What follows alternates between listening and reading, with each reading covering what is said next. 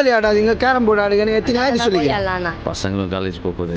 வேணாம் அவனுக்கு வர்றேன் பிள்ளைங்க ஸ்கூலில் அடுத்த வருஷம் ஒரு நல்ல ஸ்கூலாக பார்த்து சேர்க்கணும். வாங்கிக்கலாம் ஒரு நல்ல ஸ்கூலில் சேர்க்க தான் கொஞ்சம் ஆர்டர் பண்ணி ஒழிச்சுக்கிறேன். ஏதாவது எனக்கு வைங்க பாடம் சொல்லி கொடுத்து பாஸ் பண்ண வை.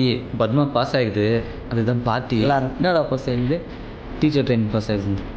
நீ தான் நேஷனல் சாம்பியன். என்ன படிக்கிற பொண்ணா சொன்னா கேளுண்ணா. அந்த கேடி பையனுக்கு புள்ள மாதிரி போர்டு ஆட தெரியுமா?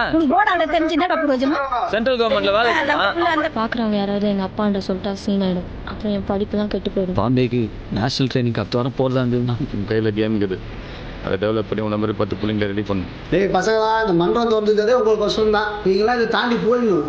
நல்லா படிக்கிறவங்க படிப்பு வராதவங்க போர்டு ஆடு, பாக்ஸிங்கு, ஃபுட்பாலு, பாடி பில்டிங் எடுத்துக்கோ.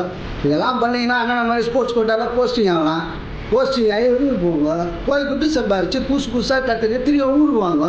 அதுக்கு தான் இந்த மும்பை ஆரம்பிச்சிடும். அப்போ டிஸ்ட்ரிக்ட் சாம்பியன்ஷிப் வருது, அதுக்குள்ளே பேசி நான் இவனால ஸ்டேட் நேஷனல் ஆட முடியாத போயிடுமோன்னு பயப்படுறேன். அறிவொளி இயக்கத்தில் என் வீட்டில் ஒரு மொத்த பையன் இருக்குதுமா, 12வது 5 வருஷமா படிச்சுன்னு தரான். அவனுக்கு கணக்கு பாடம்லாம் கொஞ்சம் சொல்லிவிடாமா.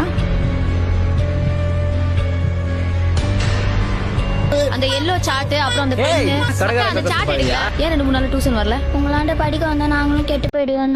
சரி போ. இப்போ பாதி புள்ளிங்க மேலே டியூஷன் வரதில்லை. அவனோட அதிகம் பச்சவனி, நீ போகிறது தான் கரெக்டு. டா போடு. நீங்களாம் இங்கே இருக்க சொல்ல என்ன மட்டும் ஏன்டா அங்கே போக சொல்லுடா. இந்த மாதிரி சண்டை செய்து 1000 பேர் வருவான். படித்தவங்க சொன்னாண்டா, இந்த மாதிரி படித்தவனால தாண்டா இந்த சண்டையை உலகத்துக்கு தெரியாமல் எத்தனை முடியும். நீங்கள் எதனா ஆச்சுன்னா ஏன் ஆச்சுன்றதை நீ தாண்டா வெளில போய் சொல்லு.